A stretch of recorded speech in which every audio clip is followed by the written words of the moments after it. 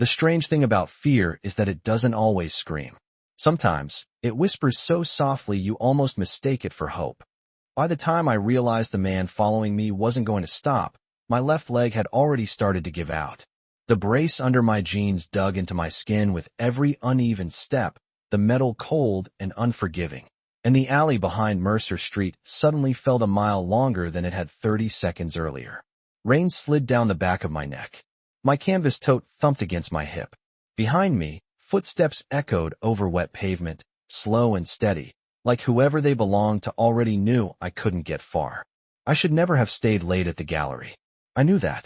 I knew it when I locked up at 10:47 p.m., when the sidewalks in Soho had thinned to almost nothing and the February wind cut through my coat like it had teeth.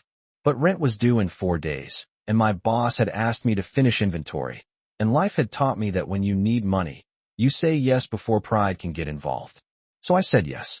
Then the subway elevator at Spring Street was out of service, and the thought of dragging myself down 2 flights of stairs and back up again on a leg that still burned from an old spinal injury made my stomach turn. I told myself I'd just call a rideshare from the corner. I told myself I'd be fine. I told myself a lot of things that night. Claire. The sound of my name behind me froze the breath in my throat. I didn't turn around. My fingers tightened on my phone instead. The screen was slick with rain, my thumb shaking so badly I missed the rideshare app twice before it finally opened. No cars nearby. 7 minutes away. 7 minutes might as well have been forever. Claire, stop. I knew that voice. Not well. Not personally. But enough to make dread spread through me like ice water. Brent Halpern. My landlord's nephew. A man with polished shoes, expensive watches, and the kind of smile that never reached his eyes. 3 weeks ago, he'd cornered me in the lobby and suggested there were other ways to settle late rent. I'd said no. Clearly, he hadn't enjoyed hearing it. I forced myself forward, faster. Then my body wanted to go. My cane had slipped earlier in the week, so tonight I was making do without it, which meant every step felt like a negotiation between pain and pride. I made it 6 more yards before my leg buckled. One sharp, electric pulse shot from my lower back to my ankle, and I stumbled hard against a brick wall, my palm scraping damp mortar. A sound escaped me. Not quite a cry. More humiliating than that. The kind of sound a person makes when they're trying not to let the world see how fragile they really are. There you go, Brent said softly, almost kindly, and somehow that made it worse. You should have just listened to me. I turned then. Rain blurred everything for a second, turning the alley lights into smudged gold halos. He stood 10 feet away, hands in the pockets of a camel coat that probably cost more than my monthly paycheck. Another man lingered behind him near the mouth of the alley, broad-shouldered, silent, watchful. My chest tightened. This wasn't a conversation. This was a setup. Please, I said before I could stop myself. I hated how thin my voice sounded. I hated that fear had stripped me down to one word. Brent stepped closer. You make everything harder than it has to be, Claire. My leg slid again. This time I went all the way down, one knee striking wet concrete, then my hands. The cold shot through my palms. My bag spilled beside me, sketchbook pages fanning into dirty water. For one insane second, that was what broke my heart most. Not the alley. Not Brent. Not the pain roaring through my spine. My drawings. Pages and pages of buildings I would probably never design, bleeding ink into the rain. I pushed back on my hands, trying to stand, and couldn't. My left leg simply refused. Panic rose hot and wild in my throat. Brent saw it. I knew he did because his face changed. Satisfaction. Control. The ugly pleasure of being stronger than someone who couldn't fight back. Please, I whispered again, dragging myself backward across the pavement. Don't hurt me. I can't walk. The words barely left my mouth before headlights sliced across the alley wall. Bright. Sudden. Blinding. A black SUV rolled to a stop so smoothly it didn't feel real, more like the night itself. Had decided to make room for something worse. Brent swore under his breath. The second man straightened. My pulse pounded in my ears as the rear door opened and a pair of polished black shoes met the pavement. Then he stepped out. Tall. Dark coat. No umbrella despite the rain. He moved with the calm of someone who had never once rushed for anyone in his life. And yet every person in that alley seemed to shift around him like gravity had changed. I didn't know why Brent went pale until the stranger lifted his gaze, and I saw Brent's confidence disappear completely. "Mr. Romano," Brent said, and I felt the name before I understood it. Adrian Romano. Even I knew that name. Everyone in New York did, though always in lowered voices and unfinished sentences. He looked at Brent once, briefly, like a man glancing at something already decided. Then his eyes found me on the ground. I expected coldness, indifference, maybe annoyance. What I saw instead was stillness, so absolute it frightened me more. His gaze dropped to my twisted leg, my trembling hands, the ruined pages soaking beside me. When he spoke, his voice was low, almost quiet, but it cut through the rain like glass. "Who touched her?" Brent did not answer right away. That was the first thing I noticed. Not the rain running off Adrian Romano's coat in perfect dark lines. Not the way the man behind Brent took one nervous step back. Not even the fact that my own heartbeat had become so loud it nearly drowned out the city. It was the silence. The awful, stretching silence after Adrian asked a simple question in a voice so calm it should not have been frightening at all. "No one touched her," Brent said finally, but the words came out too fast, too polished, like he had prepared them for a different audience. "She fell." I was trying to help. Adrian did not look at him. He kept looking at me. I wish I could say that made me feel safe. It did not. Men with faces like his were not supposed to kneel in filthy alleys and notice girls like me. Men with names like his were not supposed to see everything at once. But his eyes moved over the scene with a terrible kind of precision. My phone on the ground. My soaked sketchbook. My hands braced against the pavement. The brace under my jeans, visible now where the fabric had pulled tight. The distance between me and Brent. The fear I could not hide no matter how hard I tried. "Look at me," he said. For one second I thought he meant Brent. Then I realized he meant me. I lifted my face because I did not know how not to. Rain clung to my lashes. My hair had come loose from its clip and stuck to my cheeks. I must have looked pathetic. Small. Helpless. Everything I hated most. Adrian crouched in front of me with controlled ease, like the wet concrete beneath him had no right to inconvenience him. Up close, he looked younger than I expected and somehow more dangerous because of it. Maybe early 30s. Dark hair damp at the temples. A face too composed for the hour, for the weather, for the alley, for anything that had happened in the last 5 minutes. "Are you hurt?" he asked. It should have been an easy question. Instead, it caught somewhere in my throat because no one had asked it like that in a very long time. Not as an accusation. Not as impatience. Just a question. I nodded once. "Can you stand?" I swallowed. "Not right now." Saying it out loud felt worse than the pain. Worse than Brent hearing it. Worse than kneeling in the rain like a broken thing. Adrian's gaze sharpened, not at me, but around me, as if the answer had confirmed something ugly.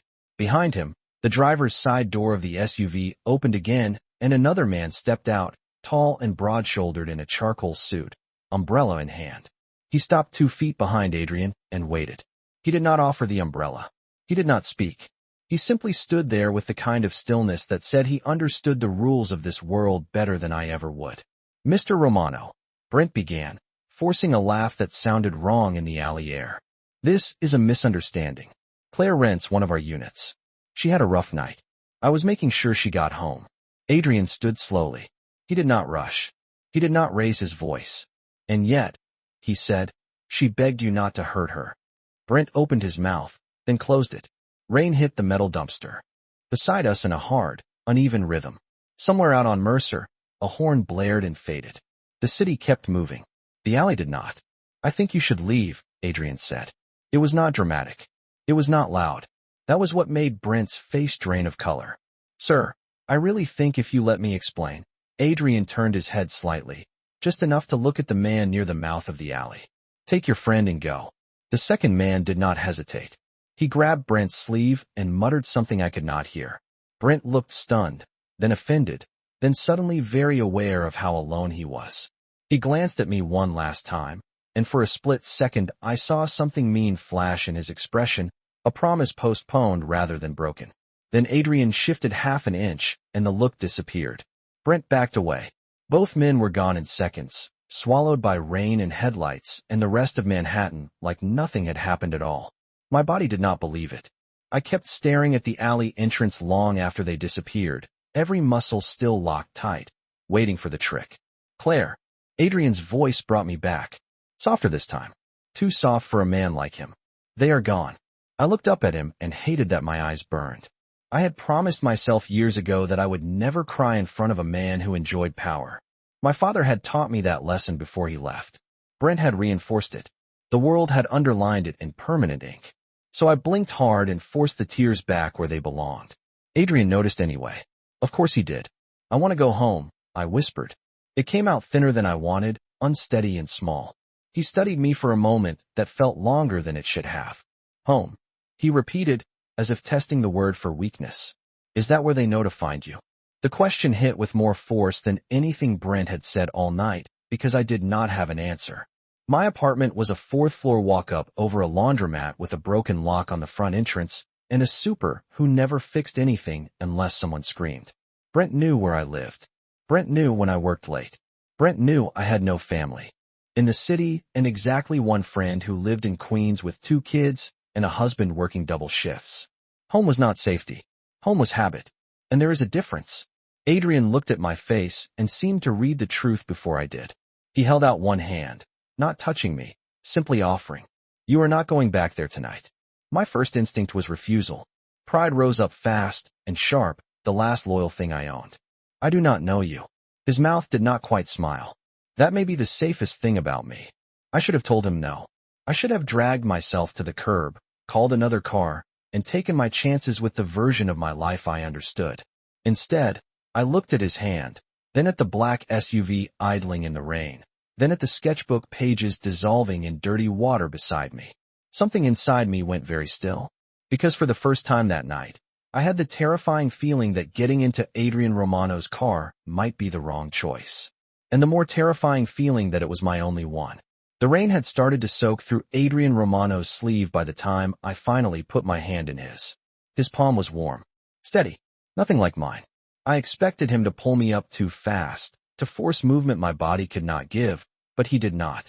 His fingers closed carefully around mine, and when I tried to push myself off the ground, pain shot through my lower back so sharply that my breath caught. The alley tilted. I would have fallen again if he had not moved first. 1 second I was bracing for the pavement. The next, Adrian's arm slid behind my back and under my knees with such clean precision it felt rehearsed. Wait, I said, instinct more than thought. Humiliation hit before fear this time. I can manage. It was a lie. A thin, tired lie, and both of us knew it. Adrian paused only long enough to meet my eyes. No, he said quietly. You do not have to. Then he lifted me as if I weighed nothing at all. I should have fought harder. I should have insisted on the little scraps of independence I still had left. But the truth was ugly and simple. My leg had turned to fire and stone. My hands were shaking too badly to hold my own bag. And the moment he picked me up, some part of my body, some traitorous exhausted part, stopped preparing for the next blow. I hated that most of all. The man with the umbrella stepped forward at once, opening it above us with practiced timing. Up close, I could see that he was older than Adrian by maybe 10 years, with silver at his temples and the kind of face that gave nothing away. His eyes flicked to me once, assessing but not unkind, then back to Adrian. The car is ready, he said. His voice was low, controlled, carrying an accent I could not place at first. Not heavy, just there. Call Matteo, Adrian replied without looking at him. Have him meet us at the house. The house. Not a hospital. Not an emergency room. Something about that should have alarmed me more than it did. Maybe it would have if I had not been so tired.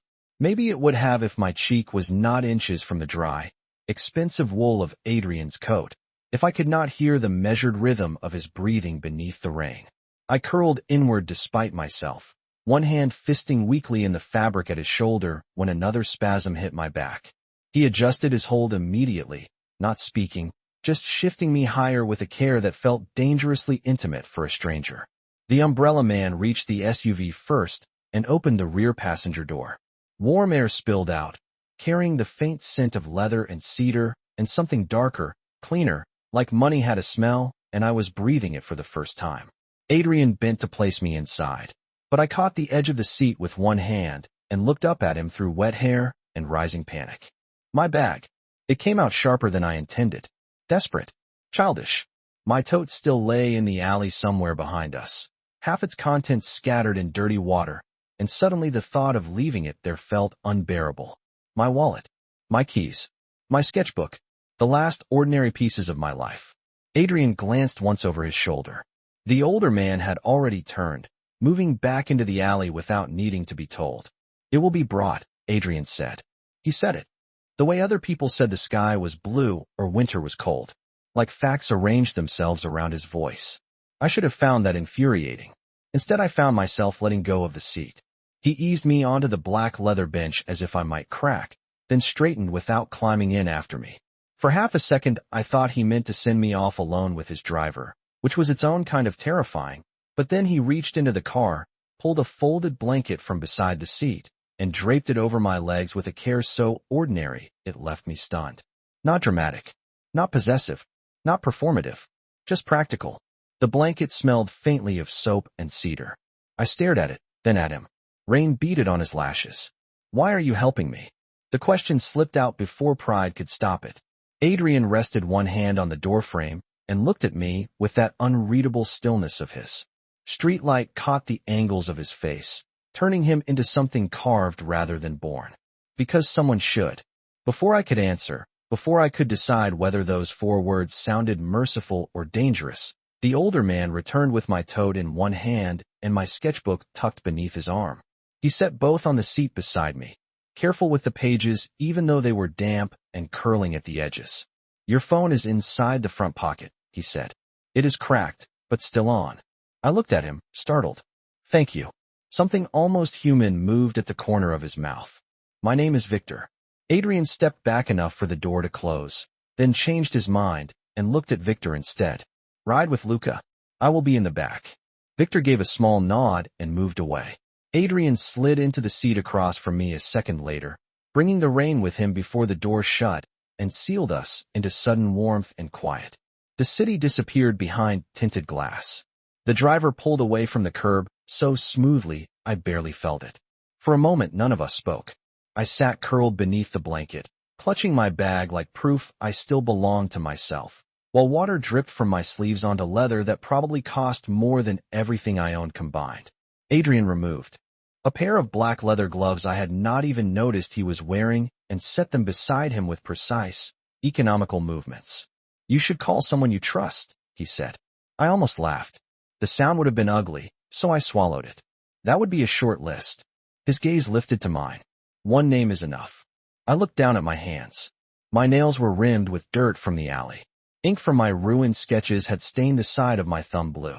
My best friend, Megan, would be asleep in Queens with her 6-year-old son curled against her side and a husband who left for work at 4 a.m. Calling her meant worry she could not fix and danger she did not deserve. My mother was dead. My father had gone long before that. There was no one else. Silence stretched too long. Adrian read the answer in it.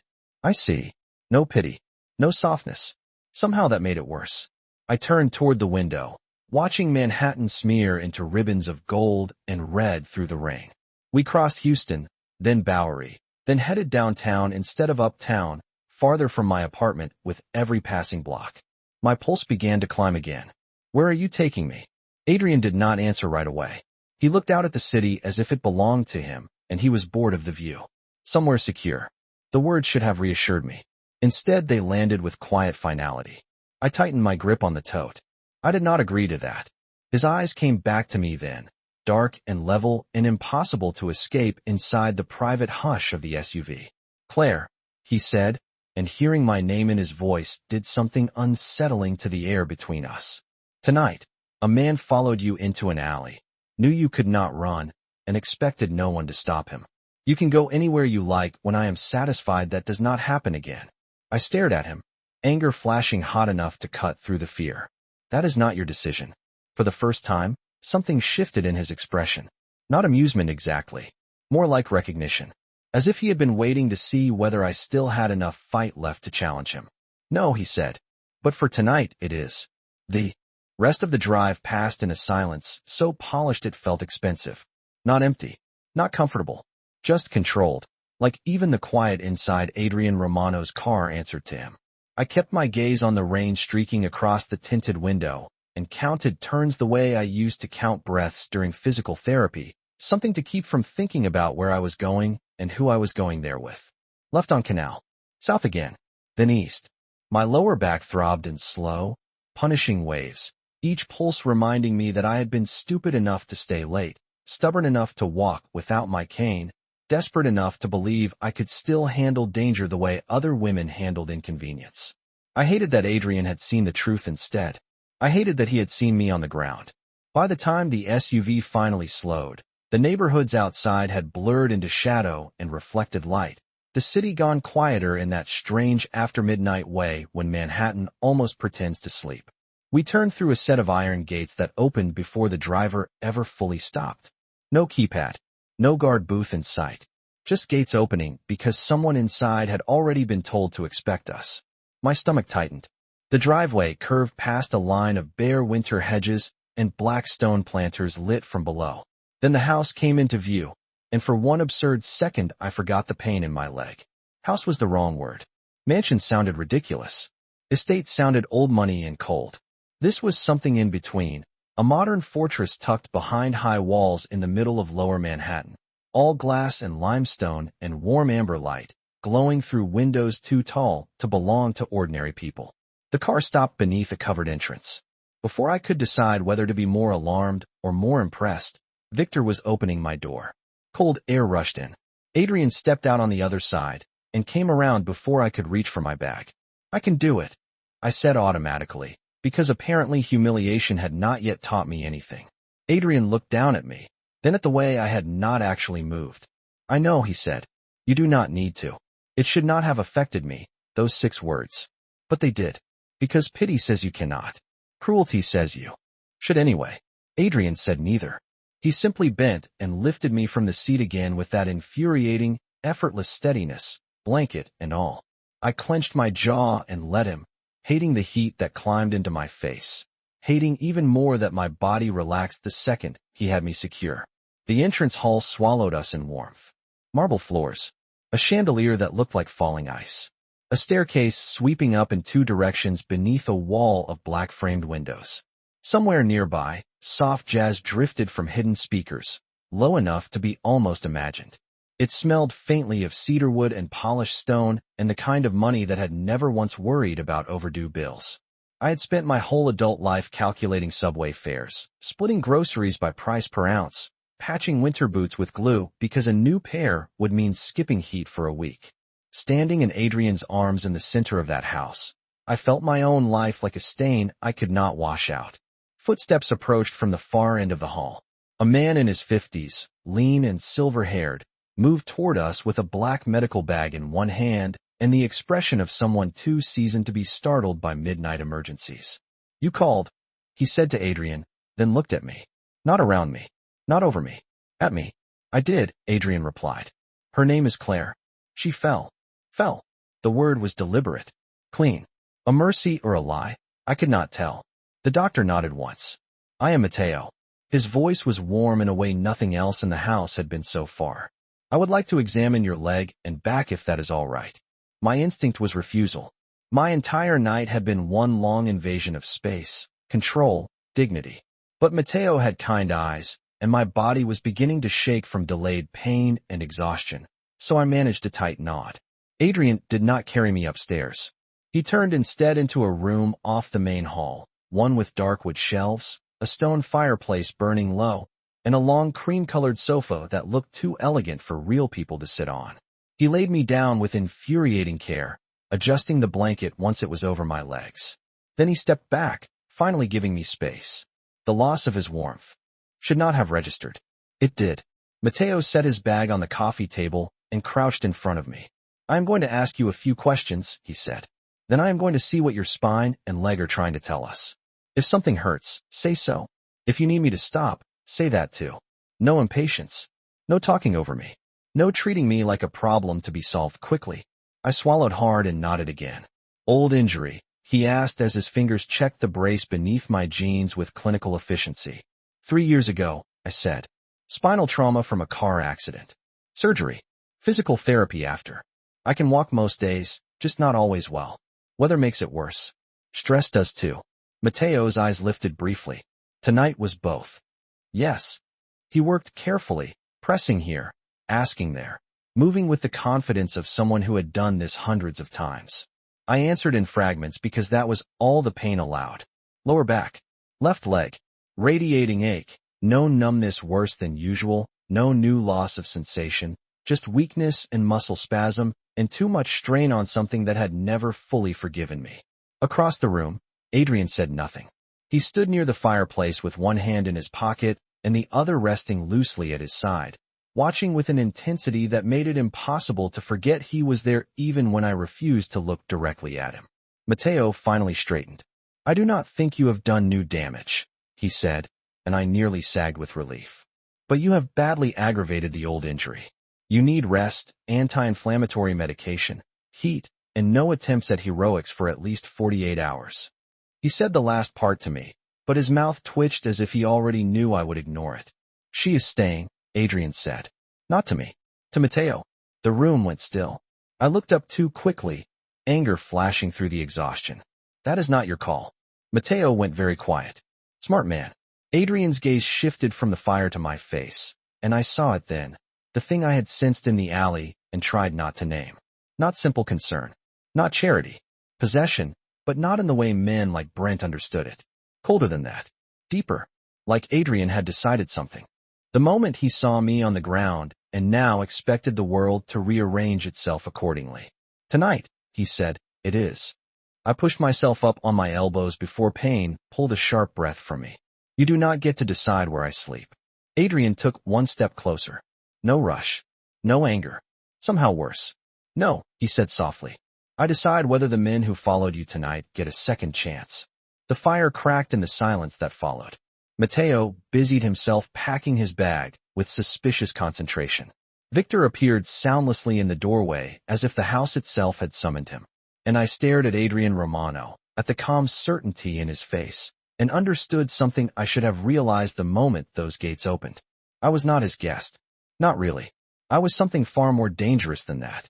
I was someone he had decided to protect, and I had no idea yet what that would cost me. Sleep should have come easily after that. Mateo gave me 2 small white tablets with a glass of water so cold it made my teeth ache, then spoke in that calm, measured voice doctors use when they are trying not to sound like orders are being given on their behalf. Rest. Heat. No stairs if possible. No weight on the leg unless necessary.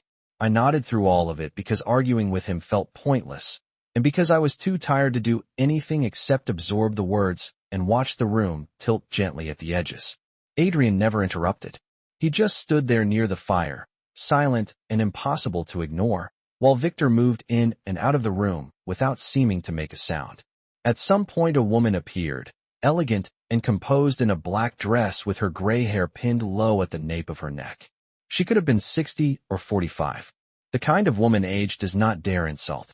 "I am Elena," she said, and there was nothing servile in the way she spoke, though the whole house clearly answered to Adrian. "I will show you to your room." Your room. As if I already lived there. As if a place had been waiting for me all along.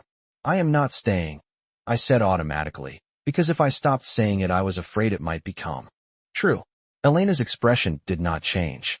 "You may tell Mr. Romano that in the morning."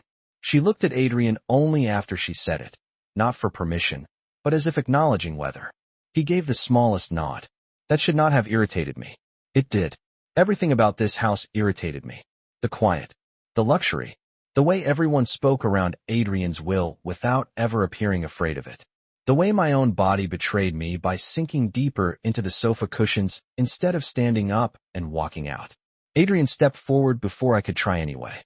"You need help upstairs?" he asked. I heard the question. Heard the fact that he had made it one. It still felt like the room had collectively agreed the answer before I opened my mouth. No, pride said it quickly. Pain called it a lie. Adrian's gaze dropped once to my hands gripping the edge of the sofa, then lifted again. "Victor." I wanted to protest, but Victor was already beside me with a collapsible wheelchair I had not even noticed him bring in. Sleek black frame. Padded seat. Expensive in the way everything here was expensive, as if even basic necessity had to arrive dressed in understatement and power. Heat rushed to my face so fast it felt like fever. "I do not need that," I said. No one answered for half a breath. Then Elena, of all people, looked at me with something very close to sympathy. Not pity. Worse. Understanding. Miss Bennet, she said softly. Needing ease is not the same thing as needing permission.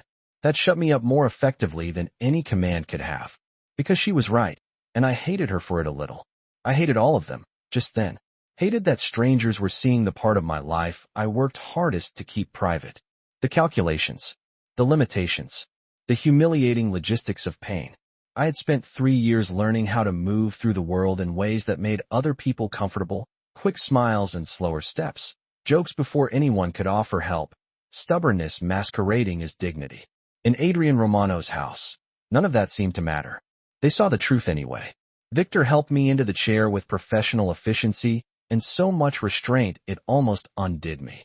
No unnecessary hands. No fussing. No comments about being careful. He just steadied the chair, waited for me to shift, then covered my legs with the same blanket from the car. Elena took my tote and sketchbook as if they were things worth carrying. Adrian opened the study door himself. It was such a small gesture that I nearly missed it, and that somehow made it worse. Men like him were not supposed to do small things. The elevator at the end of the hall looked like a mirrored panel until Victor pressed something hidden and the door slid open soundlessly. Of course there was an elevator. Of course a house like this would have one tucked discreetly behind walnut paneling and careful architecture, a solution so elegant it almost erased the need it served. The realization landed somewhere deep and sore inside me. Someone had built a world here where weakness could disappear into design. I did not know whether to feel comforted or warned. No one spoke on the ride up. I stared at our reflections in the polished metal walls instead. Me in a wheelchair, hair ruined by rain, face pale with pain, coat wrinkled, sneakers damp, looking like a woman who had fallen through the wrong door into somebody else's life.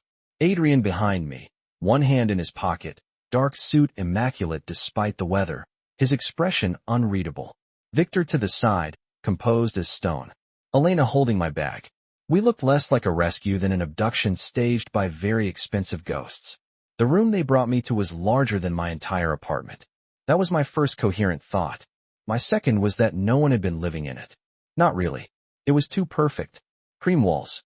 Soft gray rug. Tall windows overlooking a private courtyard washed silver by rain. A bed wide enough for 4 people and a fireplace set into marble, so pale it looked lit from within. On one side was a bathroom bigger than the gallery where I worked, all white stone and brushed brass, and a shower you could probably get lost in. On the other side, half hidden behind another door, was something that made me go completely still. Parallel bars.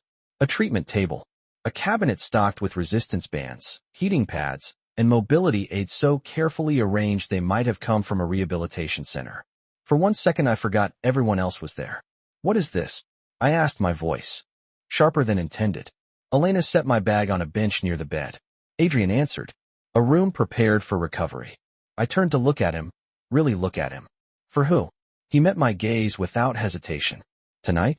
You. The answer should have felt reassuring. Instead it landed cold.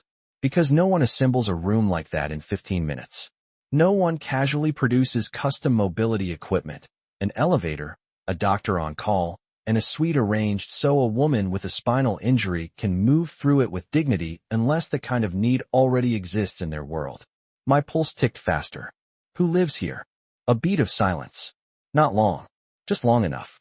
Adrian's face did not change. No one now. It was such a carefully built answer that every instinct I had sharpened. Elena moved toward the closet and opened it to reveal folded clothes still carrying store tags. Soft sweaters, lounge pants, flat shoes, even a cane in matte black with an ergonomic handle. New and used. Bought in sizes close enough to mine to make my skin prickle. You have got to be kidding me. The words came out brittle. You brought me to a room already stocked for me? For anyone who needs it, Adrian said. That is not better. Something flickered in his eyes then. Not anger. Not even impatience. More like he understood exactly how this looked and had decided my discomfort did not outweigh whatever reason had made him prepare for it. Elena excused herself with the grace of someone leaving a storm before it breaks. Victor followed her, shutting the door behind them with a soft click that suddenly made the room feel much too private. I gripped the arms of the wheelchair and pushed myself upright before anyone could stop me. Pain lanced through my back at once, hot and bright, but anger was stronger for one reckless second. I am leaving in the morning. Adrian stood 6 feet away, not moving toward me, which somehow felt like more control, not less. If that is still the safest choice, I will arrange it. You do not get to arrange my life. No, he said quietly. I am trying to make sure someone else cannot. The room went silent around us. Rain whispered against the windows. Fire popped once in the hearth. My leg trembled under me, the brace. Straining, and I hated that he saw it before I could hide it. Adrian took one step forward. Sit down, Claire. Not loud, not cruel, just certain. And maybe that was the exact moment I understood what frightened me most about Adrian Romano. It was not that he could force the world to move. It was that some part of me, tired and hurting and so desperately close to falling apart, was beginning to understand why people did. I should have sat down when he told me to. My leg was already shaking hard enough to make the room blur at the edges, and every second I stayed upright felt like standing on a secret my body had been trying to keep from me for years. But pride is a strange kind of poison. It does not heal anything. It just convinces you that collapsing with dignity is better than surviving with help. So I stayed on my feet 1 second too long, then another, until the muscles in my left thigh gave out with a hot, sickening jolt and the world tilted sideways. Adrian moved before I could. Of course he did. One moment I was reaching for the back of the wheelchair, furious with myself for needing it. The next, his hand closed around my forearm, steady and unyielding, while his other hovered at my waist without quite touching, waiting to catch me if I fell. Enough, he said quietly. That was all. No lecture. No satisfaction. Just one word that landed with more weight than it should have. I sank back into the chair because my body had already betrayed me, and pretending otherwise now would have been theater for an audience of one. Adrian crouched in front of me then, not towering, not forcing me to crane my neck to look at him. The fire painted his face in amber and shadow, softening nothing. You are in pain, he said. And angry. You forgot kidnapped. His gaze did not shift. If I intended that, there would be no argument. It was such an arrogant answer that I should have thrown something at him. Instead I stared, breath caught somewhere between outrage and disbelief, because he said it like weather again. Like truth did not care whether I liked it. I do not know what kind of life you think I have, I said, each word clipped. And tired. But you do not get to move me into some stranger's room and call it protection. Something changed in his expression then. Not much. Just enough to tell me a nerve had been touched. Adrian glanced once toward the rehabilitation corner of the room, the bars, the heating pads, the untouched cane in the closet. When he looked back at me, his eyes had gone quieter somehow. More dangerous for it. I know more about this kind of room than I would like. The answer came so evenly I almost missed what was underneath it. Almost. But pain has a way of sharpening your hearing for other people's fractures. I followed his gaze toward the parallel bars and saw the room differently for the first time. Not staged. Not decorative. Used once in theory, 1,000 times in memory. Who was it for? I asked before I could stop myself. Adrian did not answer right away. Outside, rain tapped against the tall windows with patient fingers. Somewhere in the house, a door opened and closed, soft and distant. The whole place seemed to pause with him. My mother, he said finally. The words were flat. Too flat. Like he had ironed every feeling out of them years ago and was not interested in letting any return. After her first surgery, then after the second. She did not like hospitals. So I made sure recovery came home instead. I looked at him, really looked. For the first time since the alley, the edges of him shifted. Not softer exactly. More human. Is she? I stopped. Dead felt too blunt for a room like this. Adrian spared me the choice. Gone. One word. Final and neat and locked shut. I am sorry, I said, because what else do you say when grief enters a room dressed in a tailored black suit and pretends to be architecture? Something unreadable passed over his face. Most people are only sorry when the dead were kind. I frowned. And was she? He held my gaze for a beat too long. Sometimes. There it was again. The crack, small but real. Not a confession. Not even close. Just enough truth to prove he was capable of it. I should have left the subject alone. I did not. Maybe because pain makes you reckless. Maybe because I was too exhausted to be afraid in the usual ways anymore. And you kept all this? I asked, looking around the room. The equipment. The layout. The clothes. The room stayed ready, he said. I did not expect you specifically, Claire. That is supposed to make me feel better? No, the honesty of that almost made me laugh. Almost. Adrian rose to his full height and crossed to the window, hands resting loosely in his pockets as he looked out over the rain-dark courtyard. From behind, he seemed carved from the same shadowed elegance as the house itself, too composed for midnight conversations about dead mothers and broken legs. Mateo said your injury is old, he said. Car accident. My spine went cold in a way that had nothing to do with weather. I should have lied. I should have given him some edited version, neat and harmless. Instead, maybe because he had given me a truth that cost him something, I found myself returning one before caution could stop me. 3 years ago, upstate, I was in the passenger seat. My mouth went dry. The room smelled suddenly too much like smoke that was not there, metal that was, glass that had once shattered like winter. The driver had been drinking and told me he was fine. He was not. Adrian turned from the window slowly. He did not interrupt.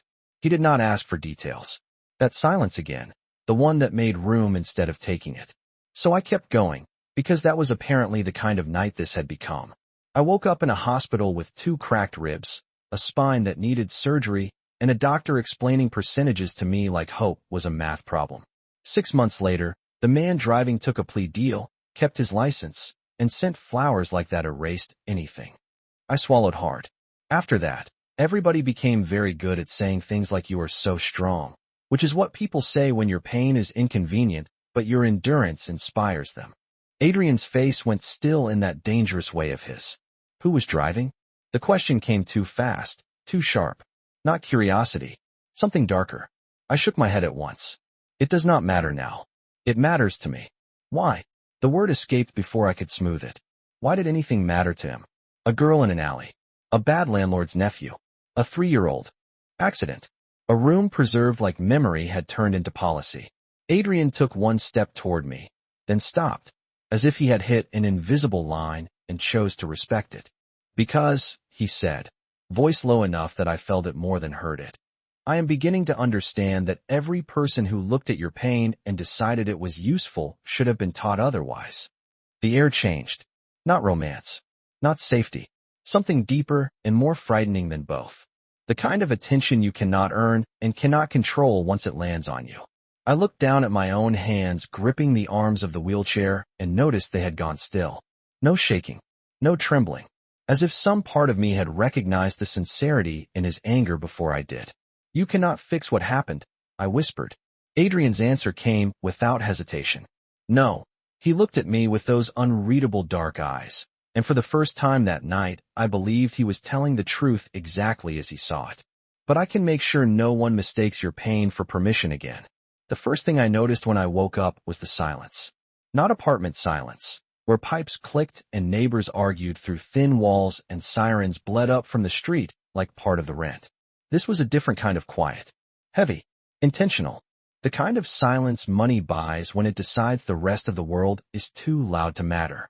I opened my eyes to pale winter lights spilling across cream walls and a ceiling I did not recognize, and for one panicked second I thought I was back in the hospital after the accident, trapped in that strange blank place where your life has already changed, but no one has told your body yet. Then my back spasmed when I tried to move, and memory rushed in all at once. Rain. Mercer Street. Brent. Adrian Romano. The room. I lay very still under the weight of it, staring at the fire reduced to ash in the marble hearth, the folded blanket at the foot of the bed, the outline of parallel bars in the adjacent therapy corner. Nothing about it had been a dream.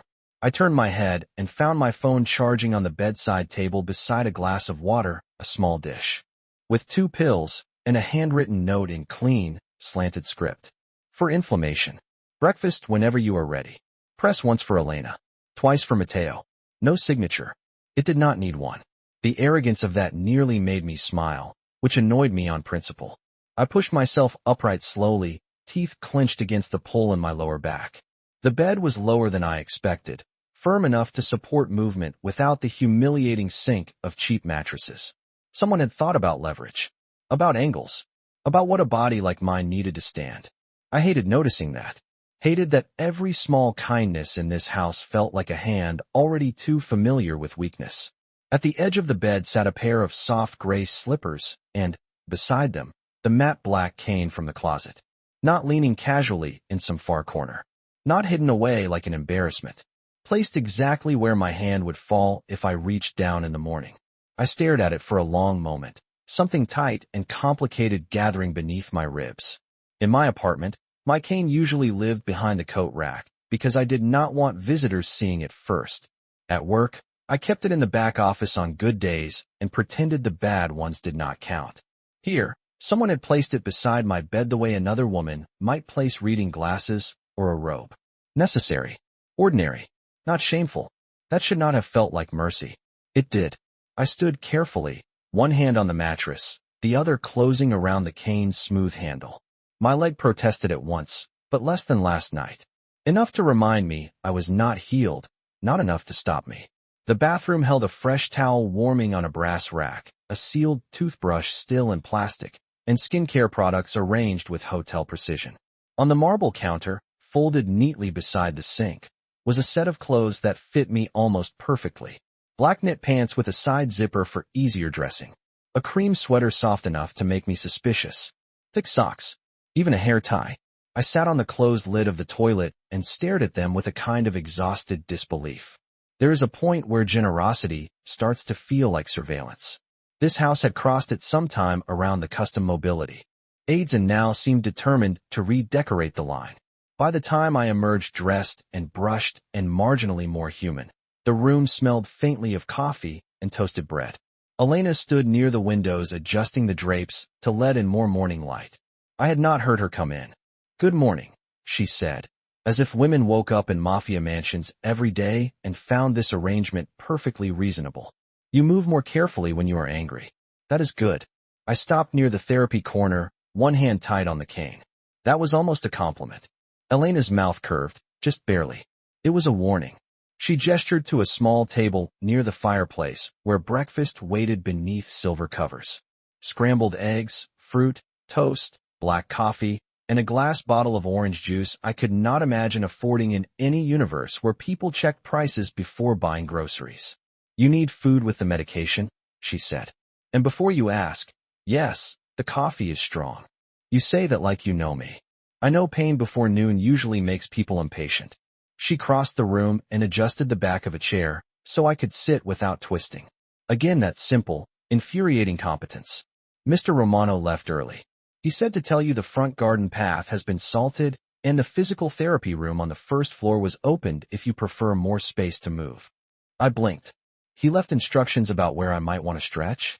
Elena poured coffee into a white cup so thin it looked translucent. "Mr. Romano leaves instructions about many things." Something in her tone warned me that sarcasm was wasted here. I lowered myself into the chair and accepted the cup, wrapping both hands around the warmth. "Where did he go?" The question slipped out more quickly than I meant it to. Elena noticed. Of course she noticed. "Business." She set the orange juice beside my plate. "And before you decide that means danger, understand something. There are many kinds of dangerous men in this city, Miss Bennett. The ones who announce it are rarely the most difficult." I looked down into the coffee, dark as wet earth, steam rising between us. "You are very loyal to him." "No," she said, surprising me. "I am observant." She straightened the napkin by my plate, though it did not need straightening. "Loyalty comes later." Then she left me with that impossible sentence and the scent of coffee and quiet and too much room to think. I ate because my body demanded it, not because my pride approved. Halfway through the eggs, I heard footsteps in the hall and braced for Adrian, for that unsettling shift in the air his presence seemed to create. Instead, Victor appeared in the doorway holding my sketchbook. The pages had been dried as carefully as possible, each one separated by wax paper. Some of the ink had still bled. Some of the pencil lines had softened into ghost versions of buildings that might never exist. But they were salvageable. More than salvageable. "Saved. I thought you would want this," Victor said. I reached for it too fast, and hissed when my back protested. Victor waited until I steadied before handing it over. His hands, I noticed, were rougher than I expected. Not a bodyguard's polished hands. A man who had once built things himself. Maybe, before he started guarding other people's power. "Thank you," I said quietly. Victor inclined his head. "The drawings matter?" I looked down at the warped pages, at the skyline studies and facade sketches and pencil notes in the margins. The life I kept telling everyone was temporary, while secretly wanting it forever. They're the part of me that did not stop after the accident. The words came out before I could soften them.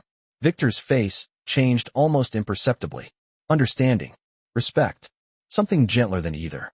Then they matter. He left after that, closing the door softly behind him. I sat alone in the enormous room, coffee cooling at my elbow, sketchbook open across my lap, morning light climbing the walls in pale gold bands. Outside, somewhere beyond the tall windows and the high gates, and the house built like a promise no ordinary person could afford to make, New York kept moving without me. Rent was still due. My boss still expected me at the gallery. Brent was still out there. My real life had not disappeared just because I woke up in linen sheets and found my cane waiting like dignity had finally been invited inside. I knew that. I did. And yet as I ran my fingertips over the rescued edge of a half-ruined drawing, I had to admit something I did not want to name. For the first time in 3 years, someone had looked at the logistics of my pain and answered them without making me feel like a burden. That should have made leaving easier. Instead, it made the thought of who I became when I walked back out that gate feel suddenly, terrifyingly complicated. By noon, I had memorized the room well enough to hate how easily my body adapted to it. The wide clearance between furniture, the grab bar disguised as brushed brass beside the shower, the low drawers that slid open without resistance. Even the chair by the window had the right height and arm support to let me stand without twisting my spine into protest. Whoever had designed this space understood recovery in a way that felt too intimate for architecture alone. I spent the afternoon proving to myself that comfort could still be suspicious. I stretched in the first-floor therapy room because Elena said Mateo would be offended if I ignored his instructions entirely, and because my back had tightened into a stubborn knot that no amount of pride could bully into submission. The room downstairs was brighter than the one upstairs, lined with tall windows overlooking a private courtyard where winter roses stood in black planters dusted with last night's rain. Resistance bands hung in perfect rows. A stationary bike waited in one corner beside shelves of neatly labeled supplies. There was even a narrow bench positioned at exactly the right height for brace adjustments. I sat on it longer than necessary, fingers tracing the smooth edge of the wood, thinking about all the places in the city that treated accessibility like an afterthought and all the money it took to make dignity look effortless. By 4 o'clock the sky had turned the color of pewter and the house felt larger without sunlight in it. Elena brought tea I did not ask for, and a small plate of butter cookies that tasted embarrassingly like comfort. Victor passed through once carrying folders and a phone he did not look at while walking. No one hovered. No one questioned. That, more than anything, unsettled me. Control is easier to resent when it acts like a cage. This house acted like space. By evening, rain had returned, tapping softly against the windows, and with it came the kind of restlessness I had known too well since the accident. Nights were worst. The body gets tired enough to be honest after dark. Pain strips performance first, then pride, then the fragile stories you tell yourself about being fine. I changed into the soft black lounge pants Elena had left folded on the bed and tried reading. The words blurred. I tried sketching. My hand would not settle. Every line turned into a stairwell, an exit, a facade with too many locked doors. At 9:13, the power flickered once. Then again. On the third flicker, the lamps went out completely. The room fell into darkness so sudden and complete it stole the breath from my lungs. For half a second, I was not in a mansion in Lower Manhattan. I was 24 again, trapped in a car twisted against a guardrail in upstate rain, the dashboard dead, the cabin smelling of deployed airbags and gasoline and cold terror. I could hear my own breathing before I understood it was too fast. Feel the seat belt pinning me. Hear the horn blaring uselessly somewhere in the dark.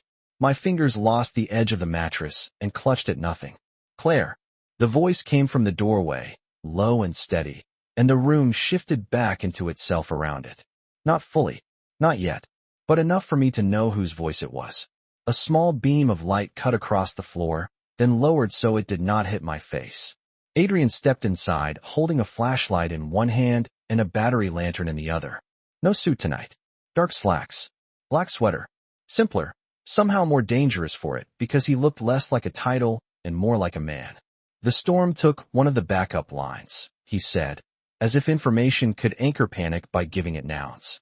The generator will restore the east wing in a minute. I opened my mouth to answer and realized I could not pull in enough air to shape words correctly. Adrian saw it at once. Of course he did. He set the lantern on the dresser, placing it low so the light spread softly through the room, then stopped a few feet away instead of coming closer. Look at the light, he said. Not me. The light. I hated him a little for how quickly I obeyed. The lantern glowed amber against the cream wall. Steady.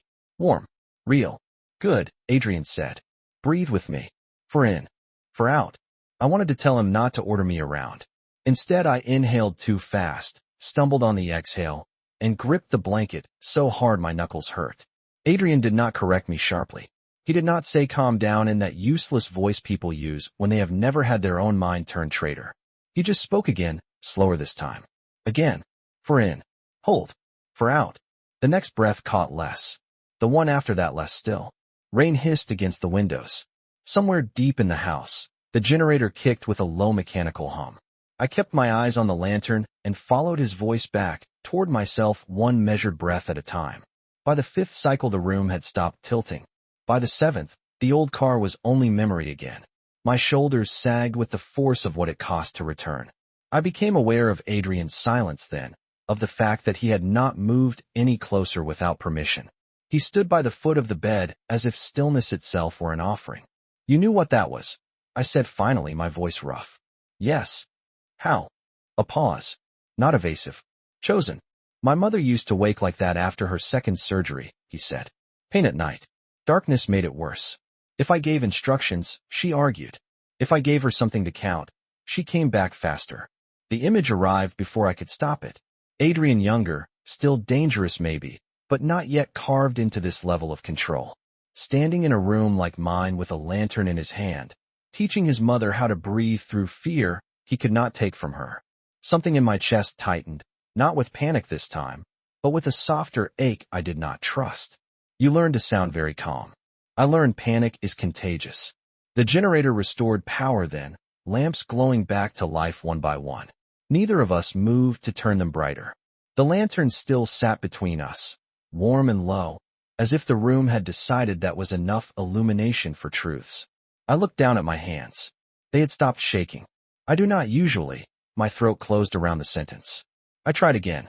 It has not happened in a while. Adrian's answer came without pity. That does not make it less real. I nodded once, staring at the edge of the blanket pulled over my knees. I hate that you saw it. I know. The honesty of it made me lift my head. Adrian's face in the half-light was unreadable in all the ways that mattered and unexpectedly gentle in one that did. Not softness. Restraint. A man with power choosing not to use it all at once. Do you hate needing help, he asked, or hate being seen while you need it? The question hit too cleanly to dodge. I looked away first. Both. He absorbed that without comment. Then, after a beat, there is a difference. What difference? Rain tapped the windows again, quieter now. Adrian glanced toward the courtyard as if the answer might be written there. Need is human. Shame is taught. I went very still. Maybe because no one had ever said it that way before. Maybe because some part of me had been carrying that shame so long I had mistaken it for structure, for personality, for who I was after the accident. Adrian took one step back then, giving the room back to me. Get some sleep, Claire. His hand closed around the lantern handle. The lights should hold now. Adrian. I said his name before I could decide whether I should. He paused at the door and looked over his shoulder. In the warm half-dark his face lost some of its distance, and for one reckless second I understood why dangerous men become legends. Not because they are cruel, because every so often, they reveal they could have been kind all along. Thank you, I said quietly. Something unreadable passed through his eyes. Not surprise, not triumph, almost sadness, though that felt impossible on a man like him. Sleep, he said again, softer this time. Then he left, closing the door with a care so slight it barely made a sound. I lay back against the pillows and watched the lantern's afterglow fade from the room even after he had taken it. Outside, the storm moved farther over the city. Inside, the silence returned. But it no longer felt empty. It felt like the space after a confession neither of us had meant to make. And I knew with a certainty that unsettled me more than fear ever had that Adrian Romano was becoming dangerous to me in an entirely different way. The next morning, the house felt too normal for a place built around secrets. Sunlight poured through the tall windows in clean winter sheets, turning the marble floors downstairs into pale gold and making everything look harmless in a way I had learned never to trust. Elena brought coffee without asking. Victor passed through the breakfast room with a phone at his ear and a stack of folders under one arm. Somewhere in another part of the house, I heard muted footsteps and the clink of dishes and low voices that stopped the moment I tried to place them. Life here moved with polished precision, and after 2 days inside Adrian Romano's walls, that precision had started to feel almost breathable. That was what should have worried me. Comfort is dangerous when you have not earned it. I was seated in the sunroom with my sketchbook open across my lap, trying to rescue a line drawing of a brownstone facade from the water damage it had suffered in the alley, when my phone buzzed against the arm of the chair. I glanced at the screen and felt my stomach drop so fast it was almost a physical fall. Unknown number. The message beneath it was worse. Pretty setup you found. Must be nice being kept. For 1 full second I could not move. Then another message appeared. Did you think hiding behind his gates would make you hard to reach? My fingers went numb around the phone. The sunroom blurred at the edges. I looked instinctively toward the windows, even though I knew no one could possibly see me from beyond the stone walls and winter hedges outside. Another message. Your landlord is asking questions. Your boss too. People notice when girls disappear into rich men's houses. Heat rushed to my face so violently it felt like a slap. Not fear first. Shame. That sick, immediate, familiar shame of having someone else name your vulnerability in the ugliest possible way. Being kept. The words crawled over my skin like something unclean. I knew exactly what kind of story Brent was trying to write for me. Poor girl. Broken girl. The kind who gets picked up, tucked away, turned into a secret people whisper about while pretending concern. The kind who stops belonging to herself because a powerful man decides safety is the same thing as ownership. My hand tightened so hard around the phone my knuckles ached. Another text came through before I could block the number. Want me to tell your gallery why you vanished? Or your friend in Queens? I know where she lives too. That one drained all the blood from my face. Megan. Sweet, tired Megan with her little boy and her overworked husband in the tiny apartment in Queens where she had once let me sleep on her couch for 3 weeks after my surgery because I could not manage stairs alone. Brent knew about her. Not because I had told him directly, but because men like him collect details the way other people collect proof of purchase. Useful later. Threats disguised as knowledge. I must have made some sound because Elena appeared in the doorway almost immediately, silent as always and sharper than ever. Her gaze dropped to the phone in my hand, then to my face. What happened? I should have said nothing. I should have hidden the screen and made some excuse about work, about a headache, about needing air.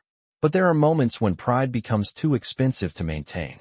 I held the phone out with a hand that trembled despite my best effort. Elena took it, read the messages, and went completely still. Not shocked, not flustered. Still in the way this house did when something serious entered it.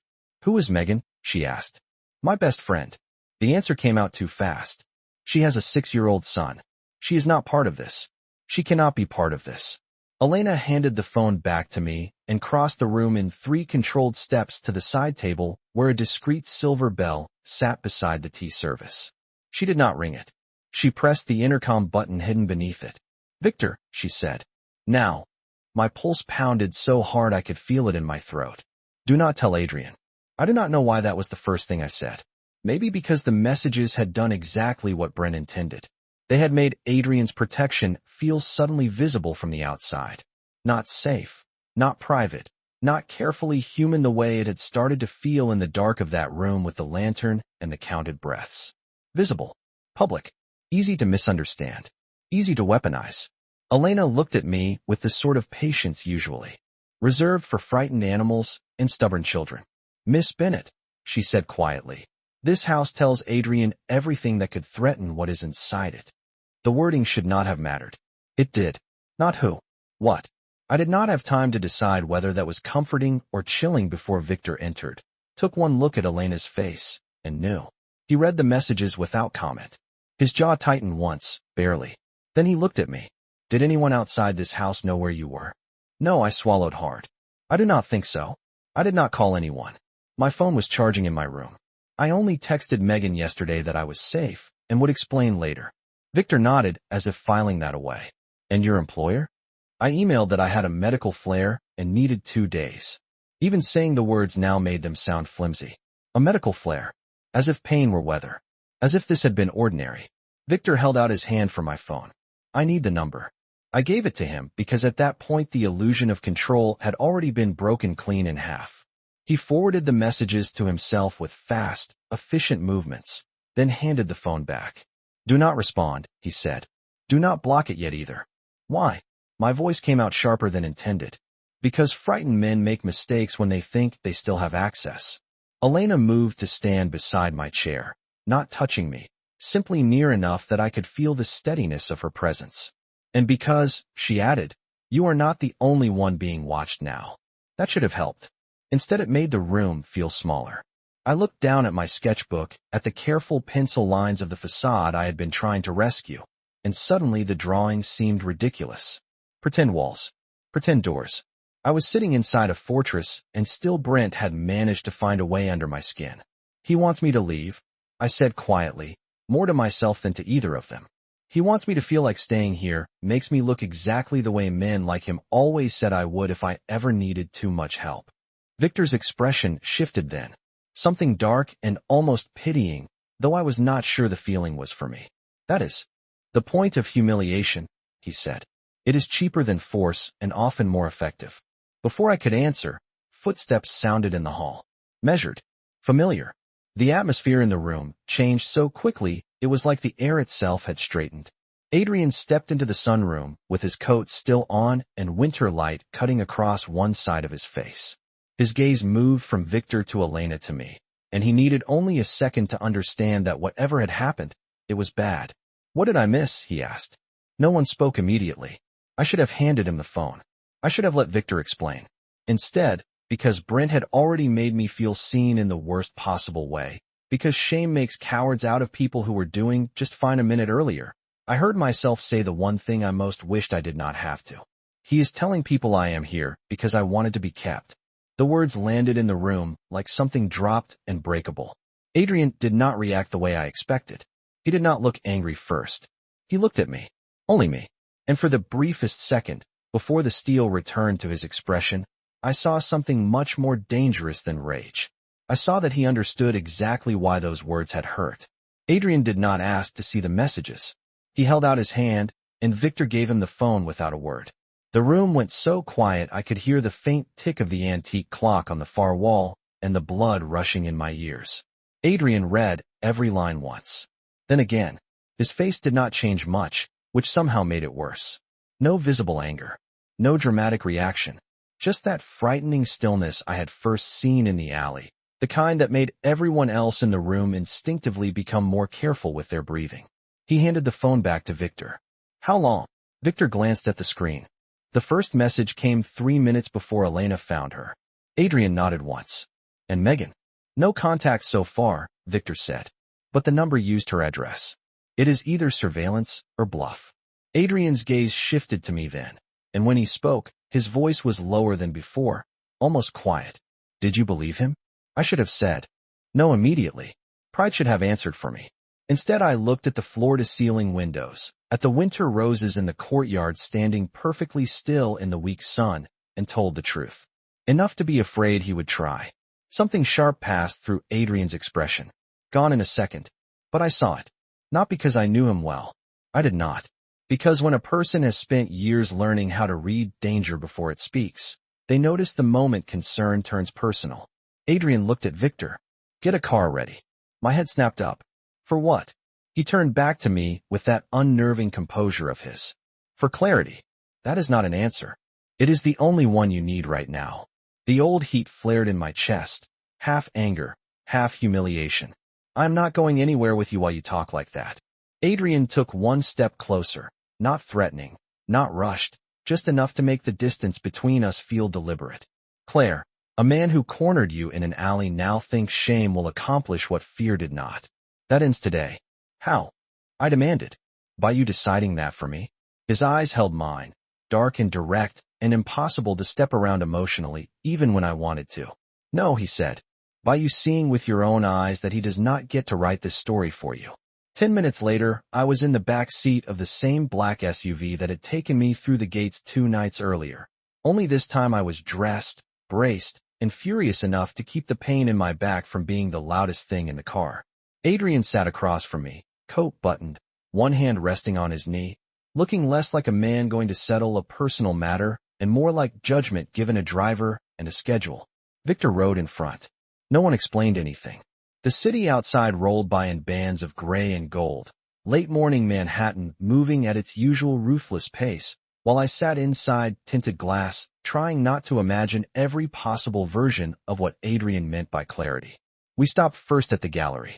My gallery. A narrow brick-front space in Soho that sold abstract paintings no one in my tax bracket could afford and small sculptures my boss liked to call emerging voices with a seriousness that always made me want to laugh. I stared through the window as Adrian stepped out before I could object. What are you doing? I asked, following as fast as my leg allowed when Victor opened my door. Adrian slowed without commenting until I caught up with my cane. Inside, the familiar scent of dust, coffee, and fresh canvas hit me with a rush of relief so sharp it hurt. Denise, my boss, looked up from behind the front desk and nearly dropped the folder in her hands. Claire, she said. Then her eyes landed on Adrian and widened in visible confusion. What is going on? I opened my mouth, but Adrian spoke first. Miss Bennett had a medical emergency after work 2 nights ago. She is recovering. Her absence will be documented appropriately, and any rumors suggesting otherwise will be corrected immediately. The whole room seemed to still around him. Denise blinked twice, gaze flicking from his coat to my cane to my face. Rumors? She echoed. I felt my cheeks burn. Adrian did not even glance at me. You may receive questions framed as concern. They are not concern. Denise's expression changed then, the way women's expressions do when puzzle pieces suddenly become a warning. Claire, she said softly, did someone say something about you? I hated that my eyes stung at the kindness in her voice. Hated that Adrian had arranged this so I would not have to defend myself alone. It is being handled, I managed. Denise straightened. Good. Because no one here is entertaining gossip about my staff. Her gaze sharpened with professional offense. And for the record, you have paid sick time. Use it. Adrian gave a small nod as if one competent answer had earned another. Then he turned and walked out before the conversation could become gratitude, which would have humiliated me more than the rumors had. Back in the car, I sat in silence all the way to the next stop, pulse fluttering with something I did not want to examine too closely. We pulled up outside my apartment building just before noon. The front steps were wet from melted frost, the chipped paint on the entry door looking sadder than usual in daylight. Brent's silver sedan was parked half a block away. My stomach dropped the second I recognized it. No, I said. Absolutely not. Adrian met my stare evenly. You are not going near him. Then why are we here? Because, he said, opening the door and stepping out into the cold. Some men only understand humiliation when the audience changes. I watched from the sidewalk near the black iron fence while Victor remained 2 paces behind me, close enough to catch me if my leg gave out, far enough to feel like respect. Adrian crossed the narrow stretch of pavement toward Brent just as Brent came out of the building lobby, holding a coffee and talking into his phone. He stopped when he saw Adrian. Even from where I stood, I watched his whole body register the problem one detail at a time. The coat, the car, the fact that Adrian Romano knew his name without needing to ask. Brent ended his call so fast he nearly dropped the phone. Adrian said something I could not hear. Brent's face lost color. He glanced toward me then, standing by the fence with my cane and my spine straight and Victor at my shoulder like a silent line no one sensible would cross. That was the moment it changed. Not because Adrian threatened him. He did not have to. Because for the first time since the alley, Brent saw me where he could not isolate me, could not corner me, could not turn my pain into a private thing he owned. He saw witnesses, power, structure, limits. He said something back, too quickly, hands lifting in a gesture I knew well from men who confuse excuses with charm. Adrian answered with one sentence. Brent actually took a step backward, then another. When Adrian turned slightly, and looked toward me. It was not to check whether I was frightened. It was to make sure I was seeing it. The collapse of the story Brent had tried to sell. The end of his certainty. Adrian came back after a minute that felt much longer. His expression gave nothing away. Brent remained where he was by the steps, coffee forgotten, phone at his side, looking smaller than I had ever seen him. Not physically, morally, socially, publicly. He will not contact your employer again, Adrian said. He will not mention Megan. He will not come near this building unless he enjoys explaining himself to people with less patience than I have. I looked past him at Brent at the way he could not quite meet my eyes now, and realized with a slow, disorienting clarity that Adrian had done something I had never once experienced in all the years since the accident made me easier to target. He had not treated me like fragile glass. He had treated the threat like the thing that should be ashamed. What did you say to him? I asked quietly as Victor opened the car door. Adrian's gaze held mine for one strange, suspended beat. The truth, he said, that he mistook access for power. Then he waited while I got into the SUV under my own strength. No hands on me. No pity in the silence. And for the first time since that rainy alley on Mercer Street, I understood something that terrified me more than fear ever had. Adrian Romano was not only protecting me. He was restoring parts of my dignity I had already buried. The ride back to Adrian's house felt different after that. Not safer exactly. Safety had edges now, and I was beginning to understand they were shaped like him. I sat in the back seat with my cane laid across my knees and watched Lower Manhattan slide past the tinted windows in silver reflections and winter light, my pulse finally slowing from the hard, embarrassed rhythm it had kept since the first text appeared. No one spoke for the first 10 minutes. Victor stayed in the front, taking one quiet call in Italian too low for me to follow. Adrian sat across from me with one ankle resting over the opposite knee, his coat still buttoned, one hand loosely closed over the knuckles of the other. He looked exactly the way he always looked. Controlled, composed, untouched by whatever had just happened on that sidewalk in front of my building. That should have irritated me. Instead, it made me curious in a way that felt much less safe than anger. You did not have to do that, I said finally, keeping my eyes on the city instead of him. Adrian answered without hesitation. Yes, I did. I turned then. No, you could have called someone. Sent Victor. Sent one of the men who seem to appear every time you decide gravity should work differently around you. Victor made a sound from the front seat that might have been a suppressed laugh. Adrian ignored it. You needed your employer to hear the truth from someone who would not flinch while saying it, he said. And you needed him to see you standing where he could no longer rewrite what happened. The simplicity of it stole the next argument right out of my mouth. Because he was right. That was the part one hated most. Not the control, not even the arrogance. The fact that beneath both, Adrian had understood the exact shape of the injury Brent had aimed for and answered it cleanly. He had not just stopped the threat. He had exposed the lie underneath it. I looked down at my hands folded over the cane handle. You make it sound easy. No, Adrian said quietly. I make it sound finished. The car fell silent again after that. By the time we passed through the gates and rolled into the limestone stillness of his private world, something inside me had shifted in a way I did not entirely trust. Gratitude, maybe. Relief. Something warmer and more dangerous wrapped around both. Elena met us in the entrance hall with lunch already waiting in the small dining room off the courtyard. Soup, grilled sourdough, sliced pears, tea steaming in white porcelain cups so delicate I was afraid of them on principle. Adrian removed his coat and handed it to a waiting staff member I had not even noticed until he moved. Eat, he said, not unkindly. Then rest your back. That sounded suspiciously like an order. He pulled out a chair for me with one hand. You survived them well. I should have rolled my eyes. I did not. I sat. He took the chair across from me, and for the first few minutes the meal passed in a strange, almost domestic quiet that should have felt ridiculous and somehow did not. Sunlight slipped through the tall windows in gold bars across the table. Outside, the courtyard roses had begun to dry after the morning frost. Inside, the soup smelled like rosemary and cream and a life I had no business finding comfort in. Why me? The question left my mouth before I had time to shape it into something safer. Adrian set down his spoon. That is not a simple question. Then give me the complicated answer. His gaze held mine across the table, unreadable and direct. When I found you in that alley, you looked At me like you expected the worst. I frowned. Any sane woman would. Probably. He leaned back slightly in his chair, fingers resting against the stem of his water glass. But you still asked me not to hurt you. Not to help. Not to save you. You asked for the bare minimum of mercy, as if experience had taught you not to expect more.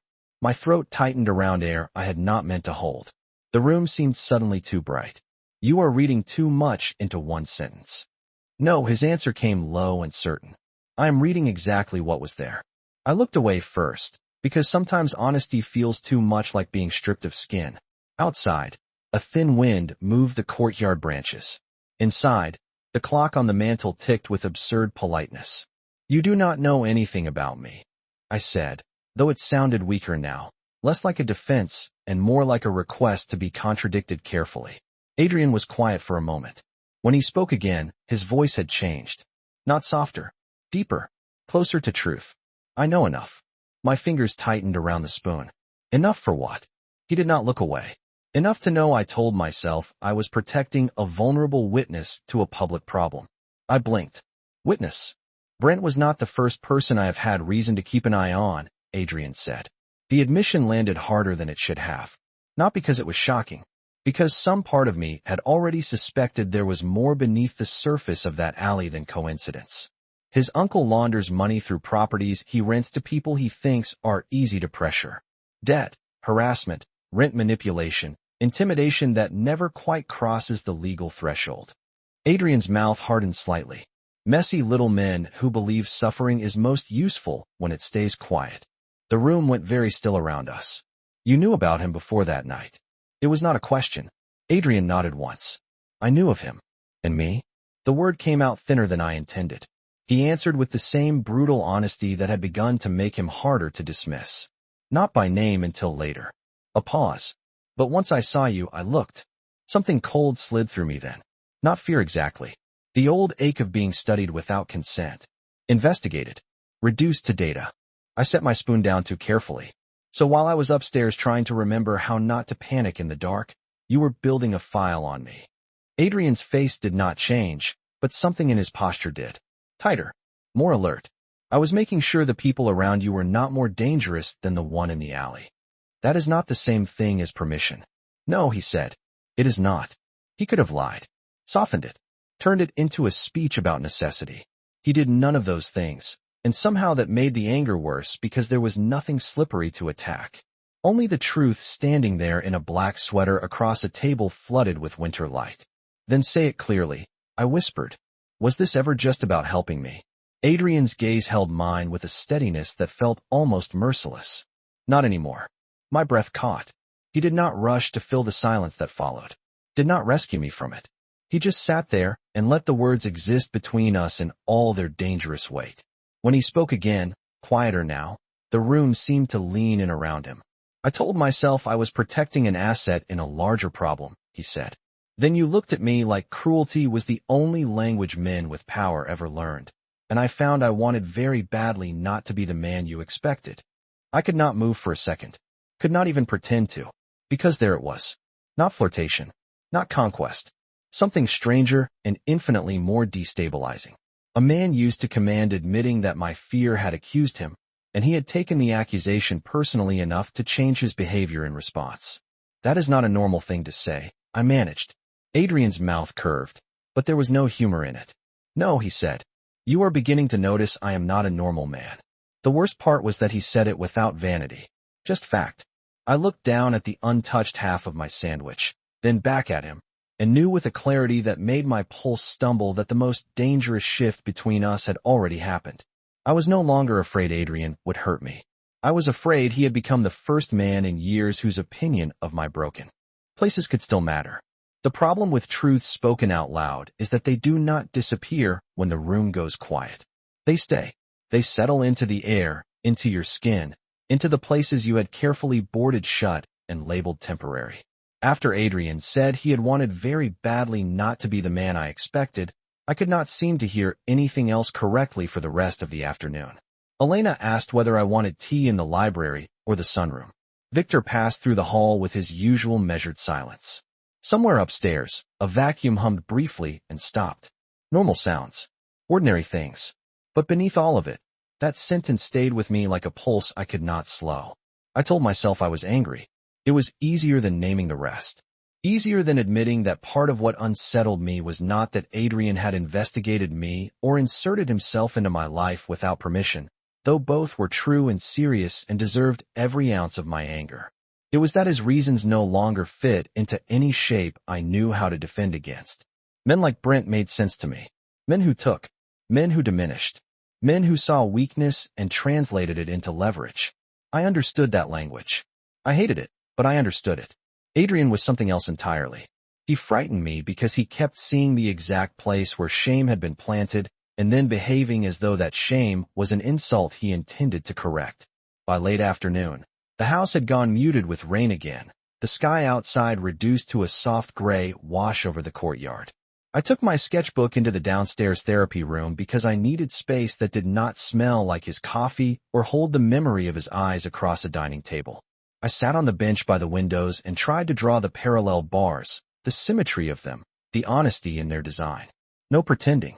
No decorative lie. Two clean lines built to help a body remember itself.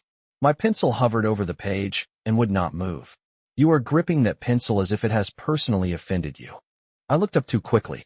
Mateo stood in the doorway with a small medical case in one hand and amusement in his face. That is because it is refusing to cooperate. He crossed the room and set the case on the treatment table. Or because you are angry at someone who is not made of graphite. I should have denied it.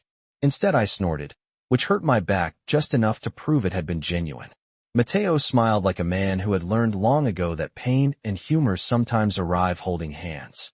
He checked my range of motion, adjusted the tension on my brace, and asked exactly 2 questions about my symptoms before shifting, with suspicious delicacy, to the thing he was clearly more interested in. Did Adrian tell you about his mother? I stilled. Some of it. Mateo nodded, not surprised. Then I will tell you the part he would not. I should have said no. Should have refused more pieces of Adrian when I had not yet sorted out the ones I already had. But curiosity is a dangerous survival habit.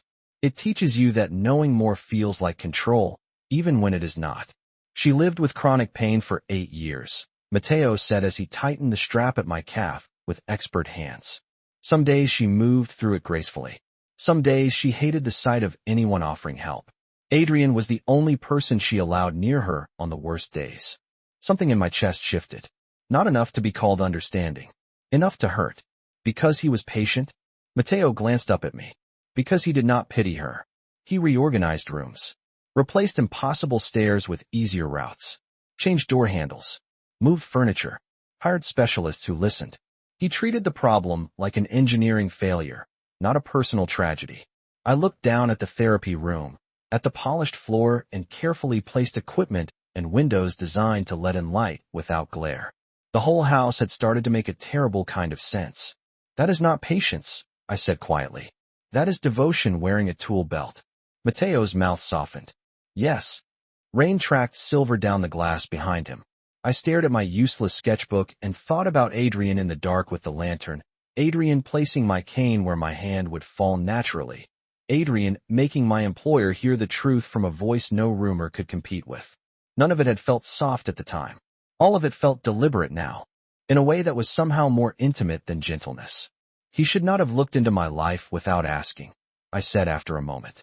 Mateo did not insult me by arguing. No, he said. He should not have. I appreciated him for that.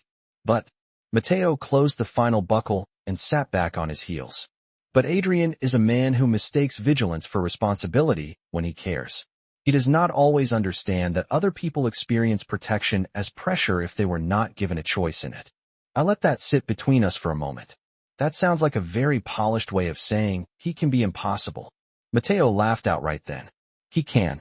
After he left, I stayed in the therapy room longer than necessary, listening to the rain and thinking thoughts I did not want. By evening, I had reached the dangerous stage of exhaustion where clarity starts pretending to be courage. I found Adrian in the library just after 7. The room was all dark wood and amber lamplight, leather chairs and walls lined floor to ceiling with books I doubted anyone arranged decoratively. A fire burned low in the hearth. Adrian stood near the window with a tumbler of amber liquid in one hand and a file open in the other. He looked up the second I crossed the threshold, as if some private part of him had been listening for my steps. "How is your back?" he asked. I hated that the question still landed like care. "Improving." I closed the door behind me. "But that is not why I came." Adrian set the file aside without glancing at it again. I assumed. I took a breath. Then another. The room smelled faintly of cedar and smoke and whatever impossible expensive thing he always wore that never quite registered as cologne and always just registered as Adrian. "You do not get to decide what parts of my life need managing," I said. "Not my job. Not my friend. Not my history. You do not get to pull information without asking and call it concern." He absorbed every word without interruption. No flinch. No defensive posture. Just attention. It made anger harder, which only irritated me more. "You are right," he said when I finished. The directness of it threw me off balance. "That is it. It is the truth." He sat, his glass down on the mantel. "I should have told you sooner what I knew and why I knew it." I stared at him, annoyed by how little satisfaction that gave me. "Then why did you not?"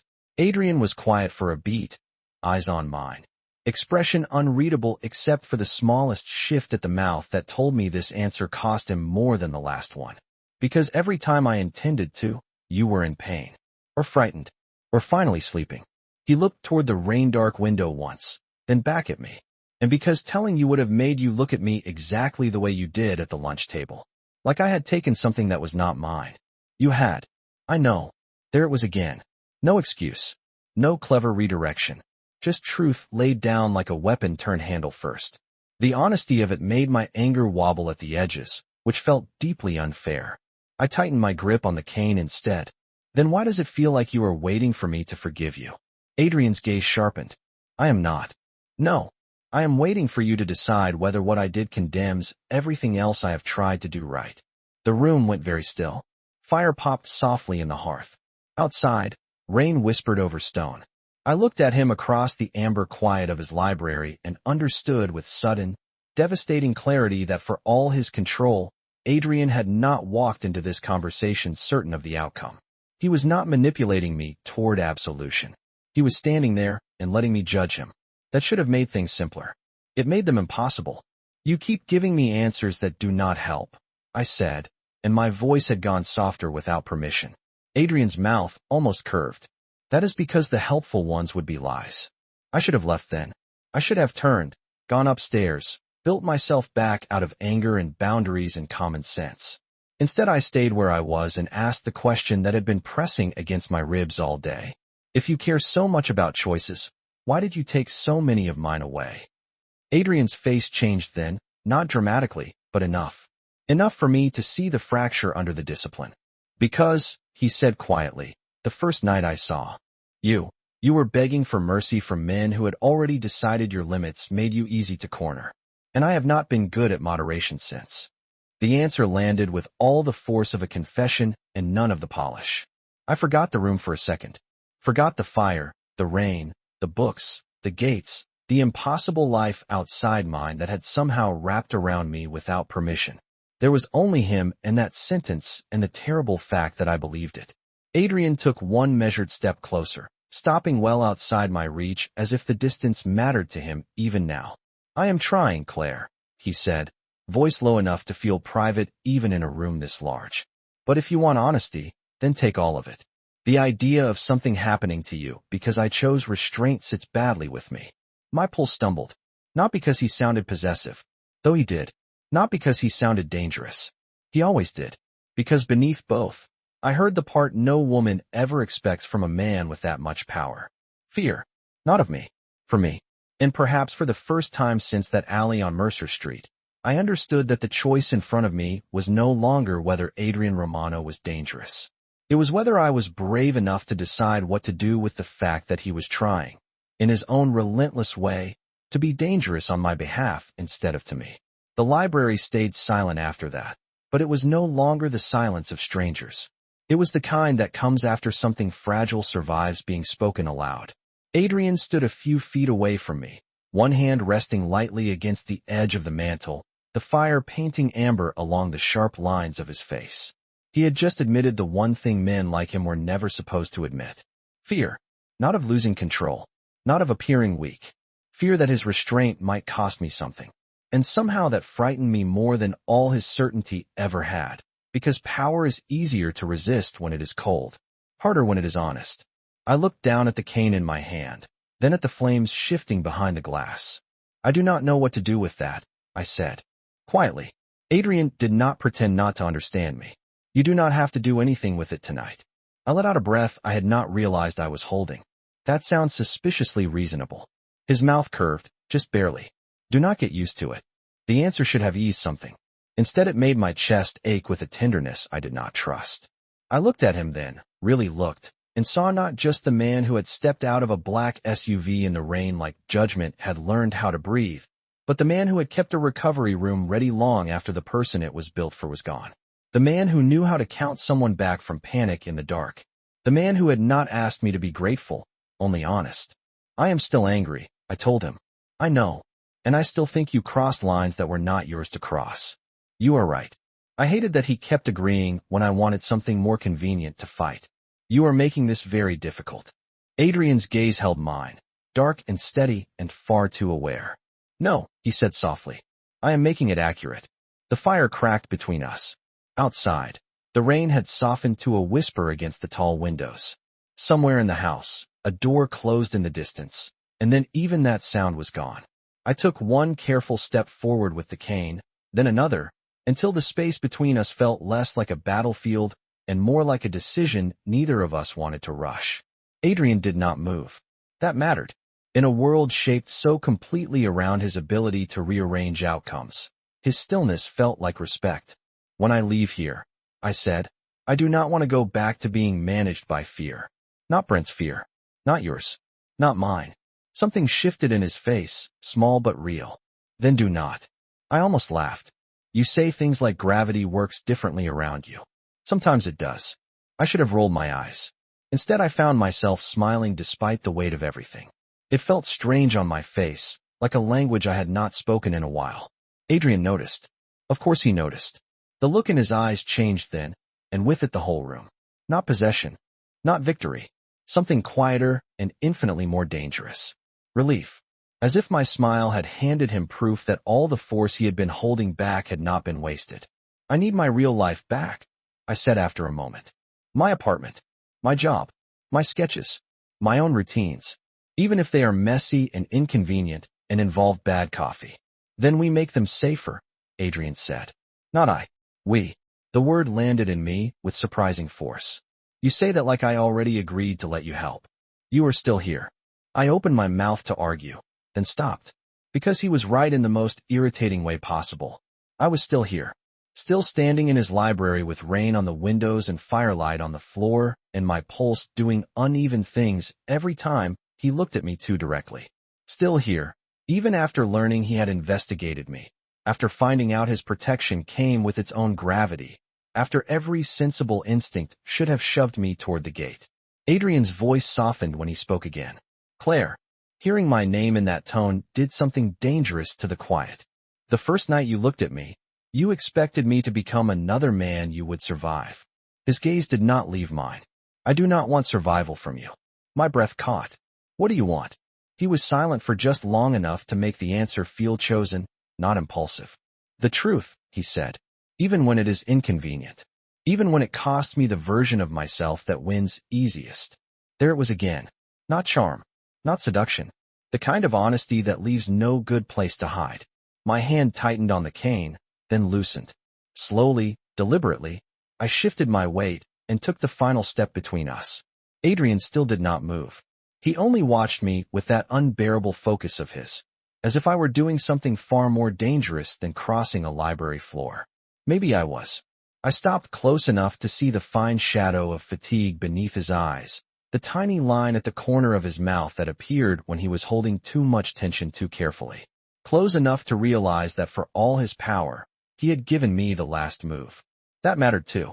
Then here is the truth, I said, my voice barely above the fire. You scare me. Adrian's expression did not flicker. I know. Not because I think you will hurt me. His breathing changed so slightly another person might not have noticed. I did. That is the problem. For the first time since I had known him, Adrian seemed to lose one perfectly measured heartbeat. Just one. It was enough. I looked down at his hand where it rested beside him, strong and still and empty. Then, before I could overthink it back into fear, I reached out and placed my fingers over his. Not clinging, not asking, choosing. His hand turned beneath mine at once, warm and careful, closing around my fingers with a gentleness that carried more restraint than any force ever could. No triumph, no demand, just a man with too much power treating one small touch like something he had no right to rush. My eyes burned before I could stop them. "The night I begged you not to hurt me," I whispered. "I thought mercy was the most I could ask from a man like you." Adrian's thumb moved once against my knuckles, barely there. And now, I looked up at him, at the man who ruled rooms without raising his voice and had somehow made space for my dignity inside that rule. Outside, the rain finally stopped. Inside, the silence felt newly made. "Now," I said, "I think the most dangerous thing you ever changed was what I expect from myself." Something in Adrian's face gave way then, not breaking, but softening into a truth too deep for words.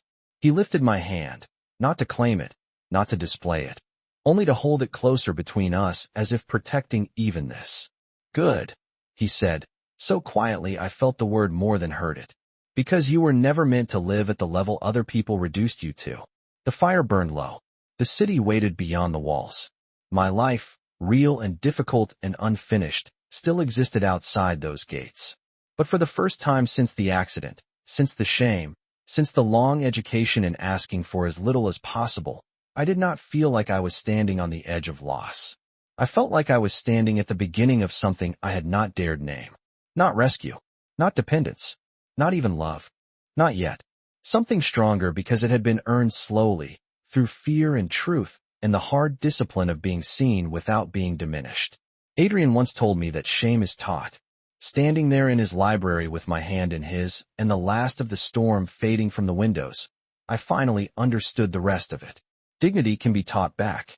And sometimes the most dangerous man in the room is the one who looks at your broken places and refuses to let them be the end of your story.